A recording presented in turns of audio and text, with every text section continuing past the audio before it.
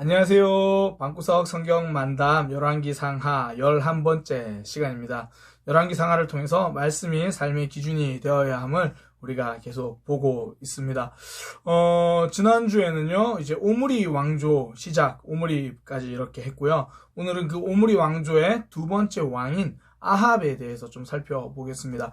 그 아합 왕이라고 하면요, 가장 우리가 선명하게 떠올리는 사람 중에 한 명이 이 엘리야 선지자입니다. 엘리야 선지자가 이 아합 왕 때 활약을 했었거든요. 사실은 오늘 전체적인 내용은 엘리야를 중심으로 이렇게 진행된다 생각하시면 됩니다. 오늘은 열왕기상 16장 29절부터 이게 아합이 왕이 되는 거거든요. 16장 29절부터 18장 46절, 18장 끝까지 엘리야가 갈멜살 전투라고 하죠. 갈멜산 대결에서 승리하는 그 장면까지 좀 살펴보도록 하겠습니다. 오므리 이후에 아합이 왕이 됩니다. 그런데요, 이 아합은 아합이 정권을 잡은 이후에 이스라엘은 걷잡을 수 없이 하나님과 멀어지기 시작하는 거예요. 성경에 보니까 이 여로보암의 죄와는 비교할 수 없이 그가 더 악하게 했다. 이제 이런 표현을 쓰는 거거든요. 그러니까 아합은 하나님과 굉장히 멀어져 있죠. 하나님과 많이 멀어져 있으니까 그때 등장하는 선지자가 엘리야예요. 원래 어둠이 깊을 때요, 하나님의 역사도 커요. 우리의 삶에도 아픔이 있잖아요. 그 아픔 속엔 위로하시는 하나님을 경험하거든요. 우리 상황 가운데 결핍이 있잖아요. 그때 공급하시는 하나님을 경험하게 됩니다. 우리 삶에 원치 않는 아픔이 찾아올 수 있죠. 그러나 그때 뜻하지도 않게 역사하신 하나님을 경험할 수 있습니다. 그 하나님이 우리의 삶 속에서 날마다 일하시는 것을 발견할 수 있기를 소망합니다. 가장 악했던 왕, 정말 영적인 어둠의 세계, 어둠의 시대, 그때 하나님께서 엘리야를 보내주신 거죠. 이 아합이요, 영적인 어둠 속에 빠질 수밖에 없었던 거 꼭 기억하십시오. 그의 아내가 이세벨이에요. 엣 바알의 딸이라 그러거든요. 그러니까 쉽게 말해서 그의 아버지가 바알을 섬기는 제사장이었습니다. 그러니까 아버지가 바알을 섬기는 제사장이고 그의 딸과 결혼한 거죠. 그러니까 영향을 받는 겁니다. 신앙은 어쨌든 서로 영향력 싸움이잖아요. 우리가 세상 가운데 영향을 주는가, 우리가 세상에 영향을 받는가, 굉장히 중요하죠. 결국은 이 이세벨과 결혼한 아합은요, 그 당시 북이스라엘의 수도인 사마리아 수도에서 바알 신전을 짓고 아세라 목상을 세우기 시작합니다. 하나님과 점점 멀어지는 거예요. 그러니까 아합 왕 기억하십시오. 하나님과 멀어진 왕이다. 그 이유를 봤더니 그의 아내 이세벨의 영향이 크다. 이거 기억하시면 됩니다. 오므리 왕의 아들 아합, 그는 북이스라엘 백성들을 하나님과 멀어지게 만들었다. 그에게는 이세벨이라는 아내가 있었다. 이때 엘리야가 등장합니다. 엘리야의 이름의 뜻이요, 여호와가 나의 하나님이다, 이런 뜻입니다. 엘리야, 엘리, 나의 하나님, 야 여호와, 나의 하나님은 여호와다, 여호와는 나의 하나님이다. 이름 자체가 지금 아합 시대에 꼭 필요한 고백이죠. 아합 왕은 지금 북이스라엘을 바알을 섬기는 나라, 아세라를 섬기는 나라로 만들었습니다. 그러나 진짜 하나님은 여호와시다, 여호와가 나의 하나님이시다라고 고백하는 엘리야를 하나님이 등장시키시는 거죠. 그러니까 엘리야가 등장할 수밖에 없는 시대예요. 그만큼 하나님을 인정하지 못하니까. 앞서 말씀드린 것처럼 어둠의 시대에 하나님의 역사는 더 빛이 납니다. 그렇게 엘리야가 등장해서요, 이 가뭄을 예언합니다. 앞으로 하나님께서 말씀하시지 않으면 가뭄이 찾아올 거다. 왜 가뭄인가 중요하죠. 이 바알 신은요, 하는 역할이 뭐냐면 비의 신, 구름의 신이에요. 그러니까 이스라엘은 1년이 건기와 우기로 나누어져 있거든요. 우리나라 같은 경우는 보통 여름에 비가 많이 오고 겨울에 비가 안 오잖아요. 이스라엘은 건기와 우기, 그러니까 비가 내리는 10월부터 11월은 비가 내려요. 3월부터 4월은 비가 내리지 않거든요. 그런데 이 건기와 우기, 그 언제라도 이제 비가 오지 않을 거다, 그렇게 이야기를 합니다. 이 바알은 천둥의 신, 비를 내리는 신, 그렇게 생각하고 있는데 그 비를 바알이 내리는 것이 아니라 하나님이 비가 내리지 않을 거다라고 이야기하면 비가 안 내릴 거다, 그거 보여주는 거예요. 그러니까 지금 이스라엘 백성들에게 비는 바알이 내리는 것이 아니라 하나님의 말씀에 따라 비가 오기도 하고 안 오기도 한다. 이걸 보여주는 거거든요. 그렇게 이제 비가 내리지 않을 거다. 그리고 나서는 엘리야가 그릿 시냇가로 갑니다. 하나님께서 그릿 시냇가에 그를 숨겨주시거든요. 그러니까 왕 앞에서 이 나라가 비가 안 올 겁니다. 그렇게 말하고 실제로 비가 안 오면 왕이 당연히 엘리야를 찾아 나서겠죠. 그러니까 엘리야는 도망가야 돼요. 하나님께서 엘리야를 그릿 시냇가에 숨겨주십니다. 거기서 먹여주시는 거죠. 그러니까 시냇가니까 마실 물이 있겠죠. 근데 먹을 것은 하나님이 까마귀를 통해서 아침 저녁으로 떡과 고기, 아침에도 떡과 고기, 저녁에도 떡과 고기를 이렇게 주십니다. 제가 이 부분을 설명할 때마다 자주 드리는 말씀인데요. 이 까마귀라는 이 히브리어 단어가 오르빔이거든요. 오르빔. 그런데 아랍인들 그러면 히브리어가 아르빔이 됩니다. 그리고 또 상인들 그러면 오르빔이 됩니다. 그러니까 발음이 같아요. 그러니까 무슨 의미냐면 오르빔이라는 단어를 만약에 상인들이라고 번역해도 전혀 문제가 없죠. 상인들이 아침으로 떡과 고기를 갖다 주었다. 저녁으로 떡과 고기를 갖다 주었다. 되죠?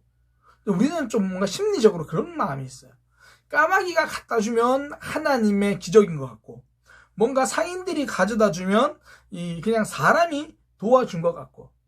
그런데요, 까마귀 입을 통해서도 상인들의 손을 통해서도 하나님이 도우시지 않으면 안 되거든요. 그러니까 우리가 그것을 기억해야 되죠. 예를 들어 저는 로또 복권이 신앙제라고 생각하지는 않습니다. 그러나 만약에 우리가 로또 당첨은 하나님의 은혜라고 생각하는데 지금 내 삶에서 건강하게 돈 벌 수 있는 것은 크게 하나님의 은혜라고 생각하지만 기적이라고 생각하지 못하는 거죠. 예전에 제가 부산교회에 있을 때 한 청년이 이런 고백을 했던 그 고백 이야기를 들었는데, 자기가 이제 다른 나라에서 유학 생활을 하면서 하나님께서 그 친구의 삶을 인도해 주셨어요. 그때 같이 유학을 하던 한 크리스찬 이런 고백을 하는 거예요. 자기는 유학 생활 동안 다 그 아르바이트를 통해서 그 학비를 다 채웠다라는 거예요. 그 친구의 고백이 뭐냐면 그 아르바이트를 할 수 있게 지켜주신 분, 도와주신 분이 하나님이라는 거죠. 그러니까 누군가에게는 갑작스러운 장학금이 하나님의 은혜일 수 있지만 누군가에게는 내가 꾸준히 했던 아르바이트가 하나님의 기적이고 도움일 수 있다는 거죠. 우린 이걸 기억해야 합니다. 그러니까 까마귀만 하나님의 역사가 아니라 상인들이라고 해도 그건 하나님의 역사죠. 우리 삶에서 하나님은 일하십니다. 단지 그걸 어떻게 발견하느냐 그 차이죠. 그래서 이제 엘리야가 그릿 시냇가에 있을 때 하나님께서 그를 먹여주시고요. 이제 시냇물이 말라버려요. 마실 물이 없죠. 그러니까 하나님은 엘리야에게 사르밧 성으로 가라 그래요. 여기는 이스라엘이 아니고 이방 나라거든요. 사르밧 성으로 가가지고, 그러니까 시돈에 있는 지역입니다. 그 시돈에 있는 사르밧 성으로 가서 거기서 한 과부를 만나죠. 이 과부가 자기도 이제 먹을 게 없으니까 마지막 그 밀가루를 가지고 이제 떡을 만들어서 빵을 구워서 먹으려고 아들과 먹고, 마지막이다, 우리 이거 먹고 이제 죽자, 그런 이야기를 하는데, 그때 엘리야가 와서 그 밀가루를 가지고 나에게 떡을 만들어 주시오, 빵을 만들어 주시오 그러잖아요. 그리고 엘리야가 그 빵을 먹습니다. 그리고 나선 그 과부의 집에 밀가루가 떨어지지 않는 거죠. 하나님께서 지켜 주시는 겁니다. 그러니까 하나님께서 우리를 지키시는 방법은요 굉장히 다양하죠.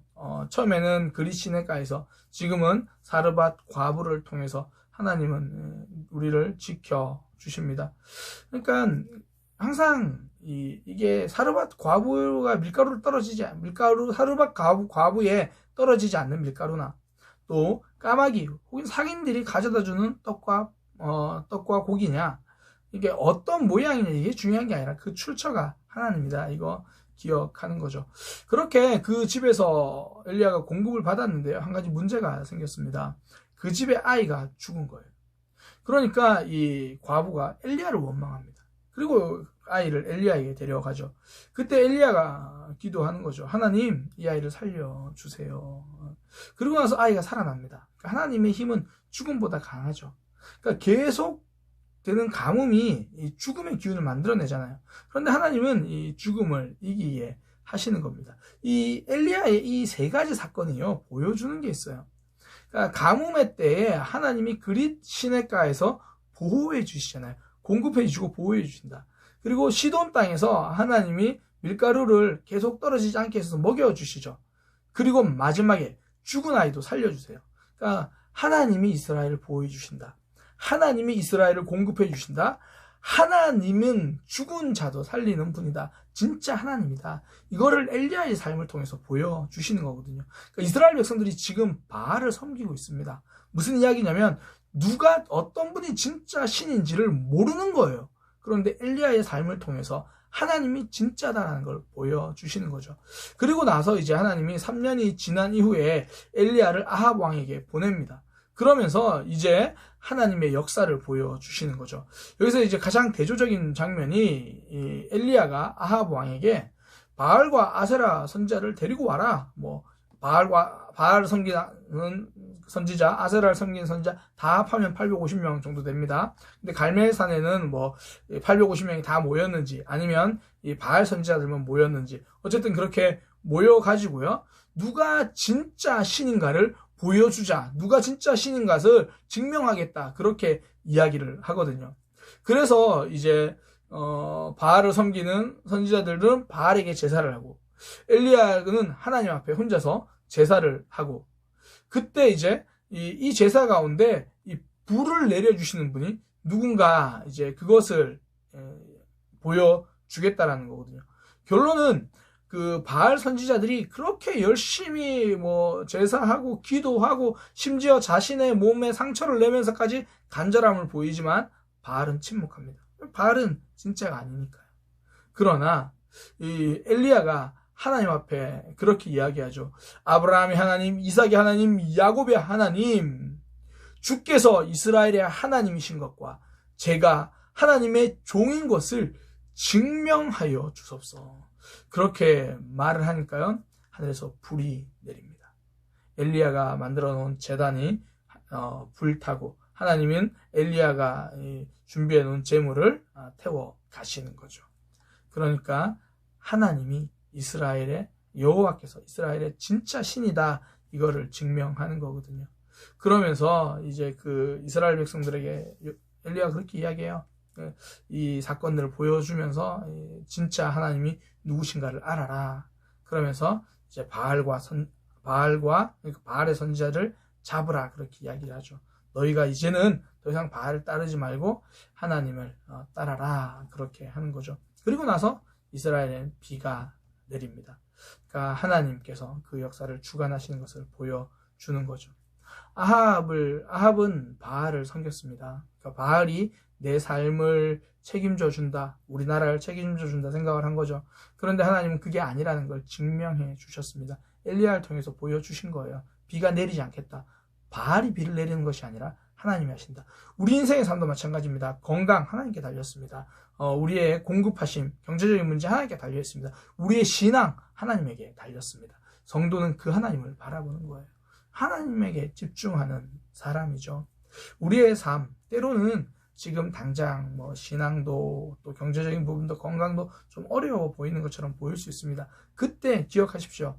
나의 하나님, 여호와께서 나의 하나님이 되신다. 엘리야, 그 이름 뜻처럼 우리 삶에서도 그 하나님이 역사하실 겁니다. 우리의 삶에서 날마다 그 하나님의 역사를 경험하고 발견하는 믿음의 삶이 되시기를 소망합니다. 이것으로 방구석 성경 만답 마치도록 하겠습니다.